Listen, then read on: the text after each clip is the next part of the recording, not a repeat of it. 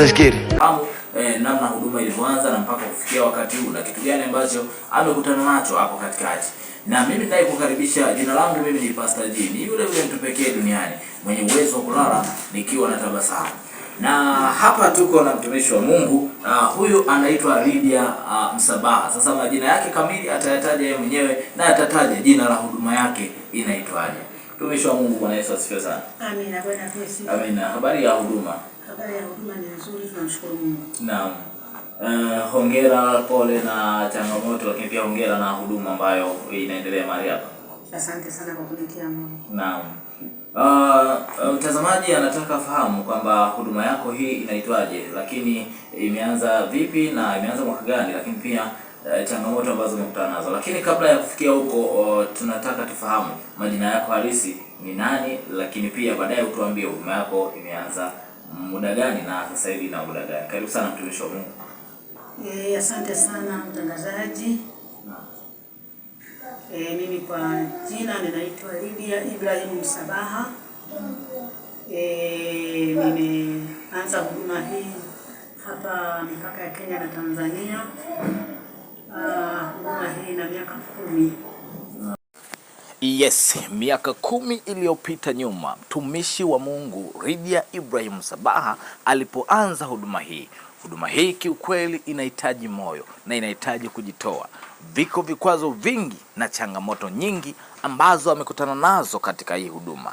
Lakini yote hayo tutapata kufahamu kutoka kwake mtumishi wa Mungu Ibrahim Msabaha. Sasa wacha nikuachie uwanja, mtumishi wa Mungu Ibrahim Msabaha. Elezea changamoto ambazo umekutana nazo. Uwanjani wako, karibu sasa. Changamoto gani labda ambazo umekutana nazo? Wewe, nimepata changamoto nyingi sana za upinzani. Kanisa limechoma mara 4. Kila ukija wamekunya hapa kanisani, wamechoma moto, wameweka makaratasi wakisema wataniua, huko hakutakiwi kujenga kanisa. Okay. Kwa hiyo ilifika wakati wakakutishia kwamba watakuua. Lakini vyombo vya dola wakachukua hatua kuweza kunisaidia na wachungaji wenzangu wakaja tukaomba, bado wakaendelea kuchoma. Okay, sasa mpaka sasa hivi huduma naona imesimama. Kuna suluhisho gani ambalo umelipata? Kwa kweli kutokana na maombi ambayo niliomba sana na wachungaji wengine wakasaidia maombi, huduma ikasimama. Hawakuweza kuja kuchoma tena. Okay, na watu kwa sasa hivi kuna ongezeko ama kuna watu wamerudi nyuma kutokana na hizo changamoto au inakuwaje? Watu hawakurudi nyuma, waliendelea kusonga mbele kwa sababu nguvu ya Mungu ilikuwa ikitenda kazi kwa viwango vya juu na watu walikuwa wakifunguliwa vifungo vyao, wenye mateso wakifunguliwa. Ndio, maombi ndio silaha kubwa kwa mtu ambaye anamwamini Mungu.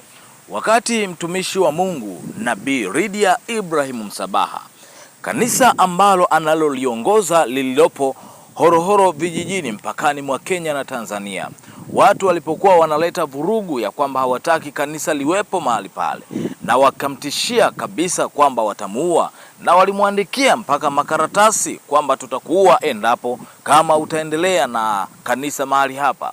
Lakini mtumishi wa Mungu nabii wa Bwana Lydia Ibrahim Msabaha, yeye aling'ang'ana kwenye maombi. Lakini pia baada ya kung'ang'ana kwenye maombi, vyombo vya dola yani serikali vilichukua hatua pia ya kumpa support ili kwamba kuendelea kuomba amani katika kijiji hicho. Na mara baada ya hapo basi amani ikatawala na watu wakaendelea kumwabudu Mungu. Na mpaka sasa hivi ndio kama unavyoona kanisa limesheheni, kanisa lina watu wengi na linahitaji pia watu wengine waende kumuomba Mungu na kumwabudu ili amani ipatikane katika kijiji hicho. Sawa sawa. Sasa kwa wakati huu ambao watu wanafunguliwa vifungo vyao, lakini watu sasa wana mwitikio kwa ujumla kwa sasa hivi, si ndio? Na kitu gani ambacho ungependa kumwambia mtazamaji ambaye anatutazama? Labda kuna changamoto yote au kuna neno lolote la kumwambia au kuna kitu chochote ambacho labda kwa namna moja ama nyingine ungehitaji labda kama kujalia labda support kuhusiana na huduma yako. Karibu sana. Asante sana mtangazaji. Ningeomba kama kuna uwezekano nisaidie kwa ajili ya ujenzi. Maana huku tuko vijijini, tunawafikia ambao hawajafikiwa. Okay. Sawa. Sasa kuna mtu ambaye ameshaelewa, mwingine anatokea Kenya kwa sababu hapa ni mpakani, lakini kuna wengine wanatoka nje kabisa ya mipaka ya Tanzania na Kenya, lakini kuna mwingine anatokea Tanzania pia naye anatutazama. Sasa na umeshamwambia kwamba kuna support angalau kama mtu ataguswa aweze kusapoti kazi ya Mungu. Sasa mawasiliano yako yanapatikana vipi? Mawasiliano yangu yanapatikana kwa njia ya simu, Ndio. Ni namba yako? Namba yangu 0657 0657 91 73 44. Labda kuna nyingine au kuna mawasiliano mengine zaidi ya hiyo? 07 57 82 29 11.